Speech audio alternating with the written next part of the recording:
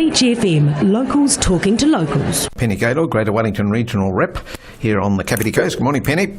Good morning. Can you hear me okay? Because I've quickly locked myself in a little cupboard type room. That's okay. So we can have a private conversation. I hope you can get out of the cupboard, that's the only thing. Now, it's time to speak up, you say. We got the long-term plan out there for consultation. Yes, and we've got you can go onto the Greater Wellington Regional Council website. There is also a kind of a separate URL address that people could type in to get straight into it, which I just went and had a look at again, and it's www.whatmatters.co.nz. And the really neat thing about it is it kind of segments out some kind of areas that you might kind of want to particularly look at and dive into. And you'll see a little number at the top right-hand corner of each of these topics, and it's got the number of responses that have already come through. And so, for example, one of the topics, and I just kind of saw there was a 1 and a 3, and there was one topic that had 10, so I just clicked onto that, and it showed some of the feedback that people are already sending in, which I think for those who, I do hope people get involved in this and feed through their comments. It just to me shows a way that makes it, one way of making it as easy as possible for people, but that you can go in and have a bit of a gander about what are some themes or some other ideas that people have got, and you might want to kind of then go, oh, actually, that makes me think about it in this way, or I oppose that, or whatever. So just a bit of a different approach to it. And so all these things are about trying to encourage more people to have their say. So that's is it what's matter or what matters? What matters. What matters, so, righto. Yes, so I just quickly typed in www.whatmatters, okay. One word, then .co.nz, and it takes you straight to it. Good as gold, yeah. I've just flicked it up here now, just to have a quick look. Yeah. It does come up. Because I think it's always quite interesting to see, like I said, I was kind of going, oh my goodness, look at this. There's heaps of people who are kind of in amongst it already, and I can actually see what they're saying. Lovely. All right, so there's something to do on a wet afternoon. Click into that. But I see we're going to have some transport charges go. Are they going up or down? Up. It's always up. Right. And it's the brutal truth of life in our age. So kind of two parts to it, and this would happen back on KCDC too, when you've kind of got your long-term plan. What we're also doing at Regional Council at the same time is looking at the funding policy for a couple of parts of the really big ticket items in our patch, which is public transport and flood protection, which is a really big one in Kapiti. Wairarapa, the Hut and Kapiti are the kind of the areas which need the most attention in terms of flood protection. So if I can encourage people to get engaged and have a bit of a gander at our long-term plan, as critical, if not even more critical, is for you to look at the draft changes we've got out for consultation to our funding policy, because they do have an impact in Kapiti. And the reality is that while we've probably not really wanted to talk about it here in Kapiti, but for some time we have been subsidised by other parts of the region, particularly for our public transport. And so the share of what we pay is the local share versus what we also pay across the general rate. Is in the draft document to say it goes up from 50-50 to 70-30. We would pay 70% of it from Kapiti, as they would in Wellington pay 70% of their extensive bus routes, as they would in the Hut pay 70% of their extensive big train system, which moved a lot of people. So some really fundamental changes there that they have, I wouldn't say neglected to, but actually it kept getting too hard to talk about it, and so we're having a go at talking about it. So please be patient about that, but also we're wanting to talk about it. We've signed off on a draft proposal. Draft meaning you get to share your views on it. So what I sort of understand is, our fares are going up, what, about 20%, you're saying? No, not 20%. No, and don't, never compare the apples and pears at all. No, I was trying to work out that 30 or 70 or whatever. No, and it's not at all, from 50 to 70 is not about what you'll pay out of the pocket. So the fares themselves for a person stepping onto the bus and what they pay to the bus driver there, that fare goes up in 3%, which we've been through this for the last 6 months, that consultation process. Then this is, like I say, the actual funding of how we collect rates. These rate processes are incredibly complex. But it's your money, so you should absolutely try and get engaged with working out how it gets figured out and how we calculate what your household's rates are. I reckon that, if you were supermarket shopping, petrol buying, paying your fees at the bank or whatever, people have a really good understanding about how those things are calculated and when they go up and why they go up. So your rates should be the same. You should be keeping an eye on what the different things that are being paid for, what things are going up as a proportion of all that. And so if we don't know about that, that is your money that you are paying, so you ought to be aware of it. Yes, okay, so that's all in the long-term plan, but the students, I see they're getting a slight reduction in their travelling costs, is that right? Yes, so that's what I just mentioned is that, we had this consultation process in the last 6 months of the second half of last year.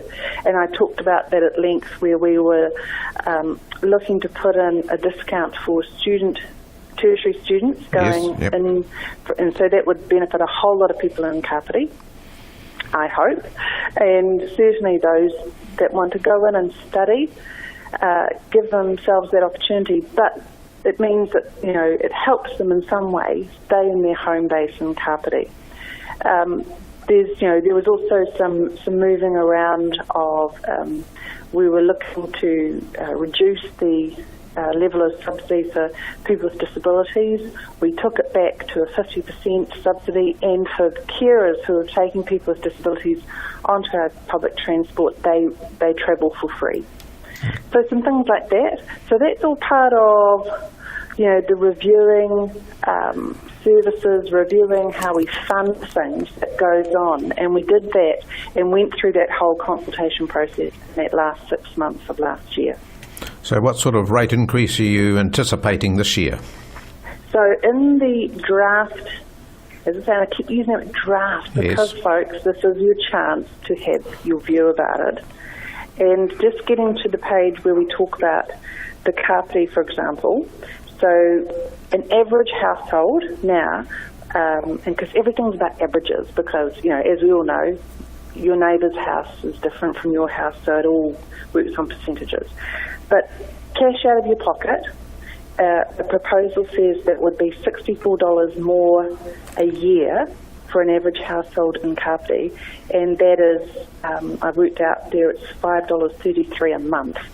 So what, $1.12 a week, $1.12 a week. So, that's something for you to have a view about, I reckon. Yes, it definitely is, especially on a fixed superannuation or something like that. It doesn't sound much, $64, but that's a lot of money for a lot of people. Yeah. And, these things go up, because of these funding policy changes, so taking on more of a share of our local funding for public transport, for flood protection. But it also covers, other things like increases in terms of resilience, general inflation, pest management increases, and the big one, one of the big ones really for here in Kapiti would be that we are looking to tag on to some more train investment that we are proposing to do at Regional Council, which is to get those new trains for the Wairarapa and to get a couple of new train sets here for Kapiti that would service north of Waikanai. And so this is the first time ever that we have had a long-term plan coming out of Wellington Regional Council that has a permanent solution for rail north of Waikanai. So this is a big opportunity for us here in Kapiti. So I particularly want to encourage people to share their view on that one. Okay. And if you've got a positive view on that, please share, because never assume we're going to vote around the table just with something put in front of us. Okay. And so that would be the diesel electric units that are being proposed. And people are about to crash into my little cubby hole as they come in for their morning tea. So it's diesel electric from Waikanai to Otaki? No, so that's actually whole new train sets that would replace the Capital Connection. Oh, I see. That would start at Palmerston North and go all the way through to Wellington.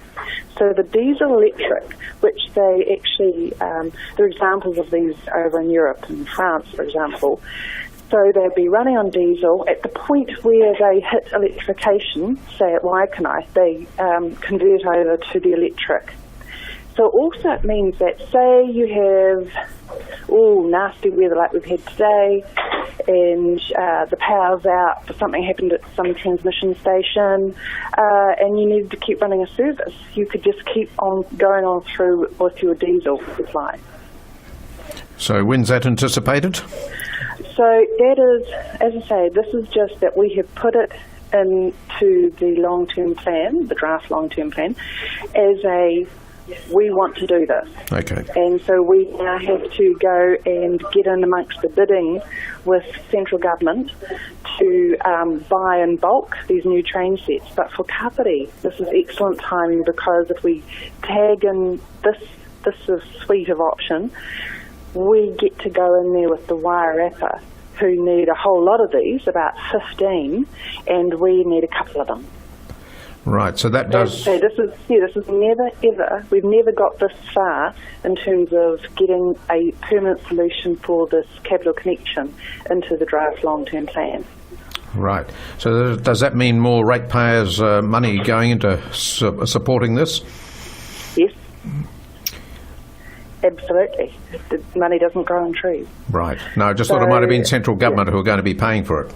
Oh, yeah, well, and they will. The Regional Council are saying, based on the numbers we put into our plan, that we'd be putting in for, say, about 10% of that, which is $30 million-ish on today's dollar. So that's what we'll be pitching to government to support this. But, none of us are questioning that we don't have long-term issues in terms of our energy sources, and so services that are going to be running not on fossil fuels, but can convert into electricity, is the way for us to be going. So for us to secure a permanent solution north of Waikanai without the gazillions of dollars infrastructure investment in the short term in terms of electrification, this is our current perfect solution. Great. All right then, Penny, well, I better let you get back to your meeting, but thank you very much for your time, and we'll hear more about it next week. Yeah, and sorry for the big download to everybody. There's a lot in there. I really do want you to go in there and have a look, share your views. It's not all joy. It's a reality check. It's like I said, that funding policy is really important, and so but don't make me the one voice for Kapiti. This is an opportunity for everybody to pitch in their voice. Thank you very much indeed. Okay. Penny Gaylor, Greater Wellington Regional Rep for Kapiti Coast here on Beach FM. 106.3 Beach FM.